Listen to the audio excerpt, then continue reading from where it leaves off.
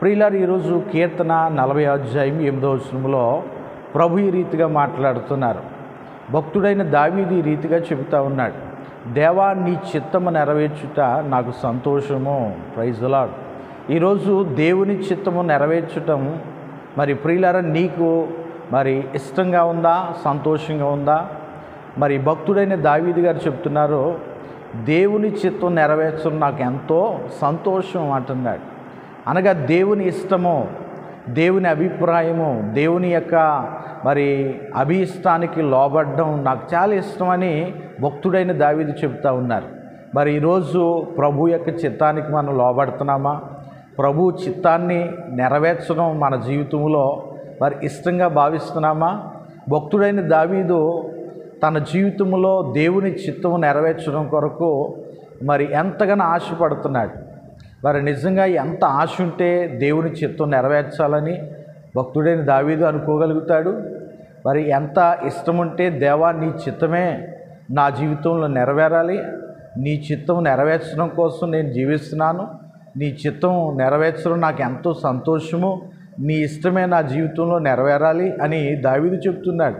మరి ఈ రోజున ప్రియమైన దేవుని వారలారా, మన జీవితాల్లో, మన యొక్క కుటుంబాలలో, మన అనుదిన జీవితాల్లో, మన యొక్క వ్యక్తిగత జీవితంలో దేవుని చిత్తానికి మనం అప్పగించుకోవాలి. మరి దావీదు దేవుని చిత్తానికి మరి లోబడ్డాడు. దేవుని చిత్తానికి మరి ప్రియులరా మరి ఎంతగానో అనుగుణంగా నడుచుకున్నాడు. కాబట్టి దావీదుకు ప్రభు ఈ రీతిగా పేరు పిలిచారు. ఆయన మంచి పేరు పొందాడు. ఆయన దావీదు నా హృదయానుసారుడు అని ప్రభువే మెచ్చుకున్నాడు. నిజంగా ప్రియులరా, దేవుని హృదయానుసారుడు కనుకే ఈ రోజున దేవుని చిత్తం నెరవేర్చడం నాకు ఇష్టంగా ఉంది అంటున్నాడు. ఈరోజు దేవుని ఇష్టాన్ని, దేవుని చిత్తాన్ని మన జీవితంలో మనం నెరవేరుస్తున్నామా? లేకపోతే మన ఇష్టాన్నే మనం కోరుకుంటున్నామా? మన ఇష్టము, మన కోరిక చొప్పునే మనం జీవిస్తున్నామా? మన యొక్క ఆశలు ఎలాగైతే మరి కోరుకుంటుందో శరీరము, మన ఉద్దేశాలు ఎలా చెబుతున్నాయో అలాగ మనం జీవిస్తున్నామా? లేకపోతే దేవుని ఇష్ట ప్రకారంగా జీవిస్తున్నామా? మన యొక్క మాటల్లోనూ, చూపులోనూ, మరి పనులన్నిటిలోనూ, మరి ప్రియులర ఉద్దేశాల్లోనూ, ప్రతి విషయంలో కూడా దేవుని చిత్తానికి మనం లోబడేవారిగా ఉండాలి.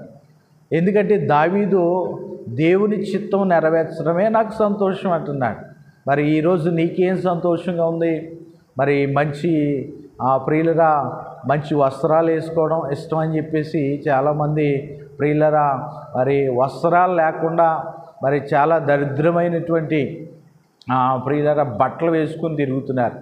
కొంతమంది మరి స్త్రీలుగా పిలువబడుతున్నవారు, లేదా కొంతమంది పురుషులుగా పిలువబడుతున్నవారు మరి ప్రియులరా అసహ్యకరమైనటువంటి చింపేసిన బట్టలు వేసుకుని తిరుగుతున్నారు. అది చాలా ఇష్టంగా ఉంది అంటున్నారు.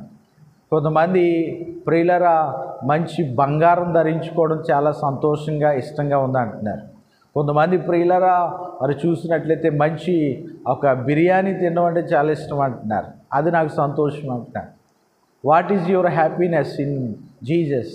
ఈరోజు యేసు ప్రభులో నీకున్న సంతోషం ఏంటి? దావీదుకున్న సంతోషం దేవుని చిత్తం నెరవేర్చడం సంతోషం. మరి ఈరోజు దేవుని చిత్తం నెరవేర్చడం మరి నీకు ఇష్టమా కాదా? ఒకవేళ దేవుని చిత్తాన్ని మరి నెరవేర్చడం కొరకు మరి నువ్వు ఇష్టపడితే, దేవుని చిత్తం నెరవేర్చడమే నాకు కావాలి అని నువ్వు అనుకుంటే, ప్రభు ఆయన నీ యొక్క ఇష్టాన్ని ఆయన తీరుస్తాడు. మరి అందుకే దావీదు వాక్యాల్లో చూసినప్పుడు కీర్తన గ్రంథం 1వ అధ్యాయంలో మరి 42వ అధ్యాయంలో దుప్పినీటి వాగుల కొరకు ఆశపడినట్లుగా దేవా నీ కొరకు నా ప్రాణము ఆశపడుతున్నది. ఈరోజు ప్రియులరా ఎంత ఆశ కలిగి ఉన్నాడు దేవుని పట్ల దావీదు గారు. మరి అందుకే దావీదును దేవుడు హెచ్చించాడు. గొర్రెలు కాచుకునేటువంటి దావీదును దేవుడు మరి రాజుగా చేశాడు. దానియేలు దేవుని చిత్తాన్ని మరి ప్రియులరా చేసేవాడుగా ఉన్నాడు కాబట్టి, దేవుని ఇష్టానికి లోబడేవాడిగా ఉన్నాడు కాబట్టి దానియేలును ప్రియులరా ఆయన గొప్ప స్థితిలోనికి దేవుడు ఆశీర్వదించాడు. ఒక బానిసగా వచ్చినటువంటి దావీదును బబులోను దేశంలో ఒక మంచి అధికారిక స్థానంలోని దేవుడు నిలబెట్టాడు. ఈరోజు ప్రియ దేవుని వారలారా, మరి భక్తుడైన యోసేపు దేవుని చిత్తాన్ని చేసేవాడుగా దేవుని ఇష్టాన్ని కోరుకునేవాడిగా ఉన్నాడు. కాబట్టి ఈ రోజున యోసేపు, భక్తుడైన యోసేపును దేవుడు మరి ప్రియులరా ఉన్నతమైన స్థితిలోని దేవుడు నిలవబెట్టాడు. మరి ప్రియులరా, దేవుని ఇష్టాన్ని నెరవేర్చేవారు, దేవుని చిత్తాన్ని నెరవేర్చేవారు మరి ప్రియులరా ఒక రాజుగా, ఒక అధికారిగా, ఒక ఉన్నతమైన స్థానంలో దేవుడు నిలవబెడతారు. భక్తులు దేవుని వాక్యంలో అనేక ఉదాహరణలు ఉన్నాయి. ఈరోజు దేవుని చిత్తాన్ని మనం నెరవేర్చగలిగితే, దేవుని చిత్తం చేయడం మనకి సంతోషంగా ఉంటే, ఆ సంతోషం ప్రియులారా మరి పరిపూర్ణంగా మార్చడానికి నా దేవుడు, మన దేవుడు ఆయన సిద్ధంగా ఉన్నాడు. దేవుని చిత్తం నెరవేర్చడం నీకు ఇష్టమా కదా? దేవుని చిత్తం నెరవేర్చడం నీకు ఇష్టంగా ఉంటే దేవుడు నిన్ను ఆశీర్వదిస్తారు. ఇందుకే దేవుని చిత్తం ఏంటి, దేవుని ఇష్టం ఏంటి? మన హృదయాల్లో, మన కుటుంబాల్లో, మన వ్యక్తిగత జీవితంలో దేవుని చిత్తం ఏంటి? మరి ప్రియులారా పరిశుద్ధంగా జీవించడం దేవుని చిత్తమై ఉన్నది. దేవుని వాక్యంలో చూసినప్పుడు ప్రియులారా, మొదటి తెస్సలోనికి రాసిన పత్రిక 4వ అధ్యాయం 3-5 వచనాలు చదివినట్లయితే, పరిశుద్ధత కలిగి ఉండడము దేవుని చిత్తము, పరిశుద్ధతను కాపాడుకోవడము దేవుని చిత్తము. ఎందుకంటే ప్రభు ఆయన పరిశుద్ధుడిగా ఉన్నాడు కనుక ఆయన పిల్లలుగా ఉన్న మనము కూడా పరిశుద్ధత కలిగి ఉండాలని ప్రభు కోరుకుంటున్నాడు. ఇది దేవుని చిత్తము.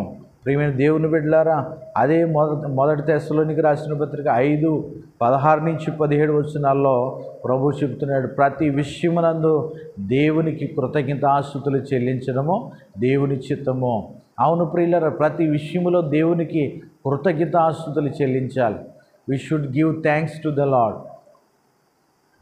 దేవునికి మనము కృతజ్ఞతలు చెల్లించే ప్రతి విషయమునందు, ప్రతి ఒక్క పరిస్థితిలో దేవుణ్ణి స్తుతించేవారిగా ఉండాలి. అది దేవుని చిత్తమైనది. రెండవది మత్తయి సువార్త 7వ అధ్యాయంలో 24-27 వచనాలు చెబితే, దేవుని మాట విని దాని చొప్పున చేయడము దేవుని చిత్తము.